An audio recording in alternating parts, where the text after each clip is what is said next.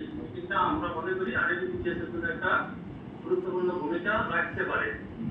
আবার বেশি তো যখন আমাদের স্যাররা কথা বলে মাঝে মাঝে যখন থামাই দেওয়া হয়, কারণ আমাদের কাছে আমাদের স্যারদের সম্মান আইডি চেয়ারম্যান এবং মেম্বার স্যারদের পরই, সুতরাং তাদের কথা শুনতে হবে যারা কথা বলে, কারণ এখানে একটা সমাধানের জায়গায় আমরা আসছি। কিন্তু কথা যদি না শুনতে দেওয়া হয় তাহলে 40,000 কর্মকর্তা কর্মচারীরা আমরা দেখি। ধন্যবাদ স্যার।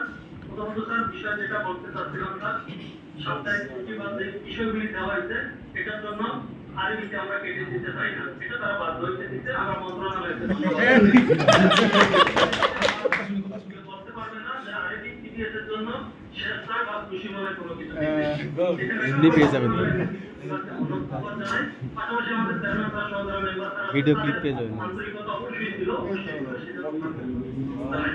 সাপ্তাহিক ছুটির বিষয় আছে স্যার, যে জটিলতাটা আমাদের জিএম স্যাররা বলছে, এই জটিলতা নিরসনের জন্য পর্যাপ্ত পরিমাণ লোকবল বিশেষ করে লাইন ম্যানদের নিয়োগের ব্যবস্থাটা যদি নেওয়া হয় বিষয়টা সমাধানের দিকে যাবে। তার আগে অন্তত যারা ডিউটি করবে তাদেরকে এটা টাকার বিষয় না, তাদেরকে সম্মানী পাবো বা ভাতার বিষয়টা নিশ্চিত করা প্রয়োজন।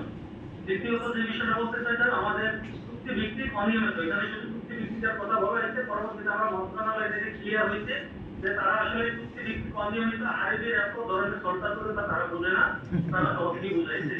কারণ ওইখানে চুক্তি ভিত্তিক এবং অনিয়মিত দুটা বিষয় কিন্তু ক্লিয়ার হওয়া দরকার এবং আমাদেরকে মিনিস্ট্রি থেকে সেই বিষয়টা ক্লিয়ার করতে। এই বিষয়টা আমরা স্পষ্ট বলতে চাচ্ছি, কমিটিতে কারে নেওয়া হয়েছে কি নেওয়া হয়েছে এটা বিষয় না, আমাদের দুই দফার একটা দাবি হয়েছে এটা, এই চুক্তি ভিত্তিকদের এবং অনিয়মিত যে চাকরি নিয়মিত বিষয়টা আমরা এটা সরাসরি এই বিষয়টা আমরা চাইছি এবং এই বিষয়টা সিস্টেমের জন্য এটা অবশ্যই হতে হবে, বাইরে আমরা কোনো কিছু করতে পারি না এবং মানবো না। দ্বিতীয়ত বিষয়গুলো যেটা বলতেছি সবচেয়ে বিষয়টা নিয়ে কথা বলার জন্য আমরা অনেক কিছু বঞ্চিত, আমরা সেটা বলবো না, সেটা ইতিহাস জানেন তার আপনারা জানেন এবং 47 বছরের এই নির্যাতনের কারণে আজকে পরিস্থিতি তৈরি হয়েছে, যেটা জন্য আমরা করতে চাই না। মূলত বিষয়টা তথ্যের বিষয়টা আছে, আমরা তথ্যের বিষয়টা স্পষ্টতা জানিয়ে দিতে চাই।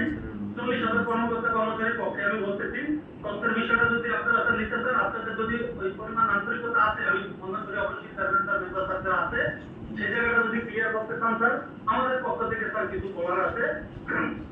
আপনারা জানেন স্যার, যশোরে যে ঘটনাটা রেকর্ড ঘটনা ঘটাচ্ছে ওইখানে সিনিয়র জিএম এবং ওইখানে নারী সহকর্মীদের নিয়ে যে কুরুচিপূর্ণ কথা বলছে, এই বিষয়টার প্রেক্ষিতে এবং বহিরাগতদের দ্বারা যে হামলা চালানো হয়েছে, যদি তথ্য প্রদান বা যে কোনো বিষয়ে আন্তরিকতা থাকতে তো ওই জিএমকে ওইখান থেকে প্রত্যাহার করতে হবে, এটা আমাদের এক নম্বর আপনাদের কাছে অনুরোধ। দ্বিতীয়ত বিষয় হচ্ছে এই স্কেলের কারণে যাদের 2016 সালে তাদেরকে সাময়িক বরখাস্ত করা হয়েছে বা ক্ষতিগ্রস্ত করা হয়েছে, তাদের বিষয়টা আমরা মন্ত্রণালয়ের সাথে মিটিং আলোচনা করছি, এই বিষয়টা তাদেরকে প্রত্যাহার করতে হবে, তাদেরকে শপথে ভয় করতে হবে। দ্বিতীয়ত বিষয়টা ঢাকা একের বিষয়টা আছে, এটা অবশ্যই দেখতে হবে। আর একটা বিষয় হচ্ছে ওরা বিপিএস এর আরো 2 জন সহকর্মীদেরকে আমাদের স্টার রিলিজ করা হয়েছে। এখানে অশেষ উদ্দেশ্যে ওইখানে জিএম যে কাজটা করছে আরবির তথাকথিত একজন 12 বছর দুর্নীতি দায় বরখাস্তকৃত একজন পরিচালকের যেটা অডিও এবং ভিডিও রেকর্ড আমাদের আছে, ওই 2 জন সহকর্মীকে স্টার রিলিজ থেকে তাদেরকে পুনর্বহাল করতে হবে। এই একটা বিষয় যদি আমাদের চেয়ারম্যান মহোদয় যদি এবং আমাদের মেম্বার যারা আছে বিষয়টা যদি আপনারা সদয় বিবেচনা করেন, আমরা তথ্যের বিষয়টাকে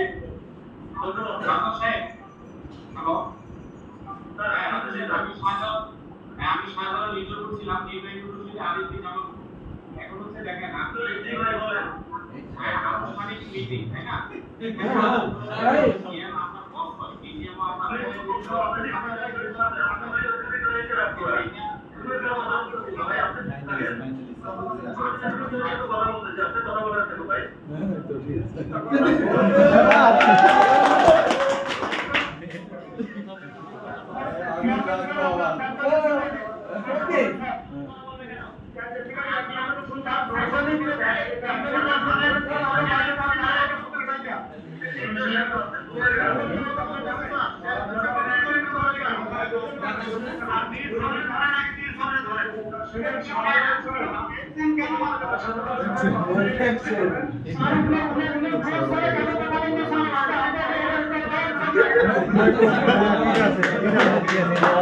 কথা বললো কেন? ঠিক আছে, মিটিং শেষ আজকে ওইখানে।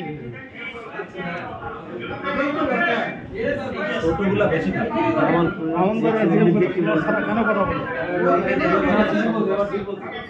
অফিসের সবাই জাহান নামে লাগে সেটা সেভাবে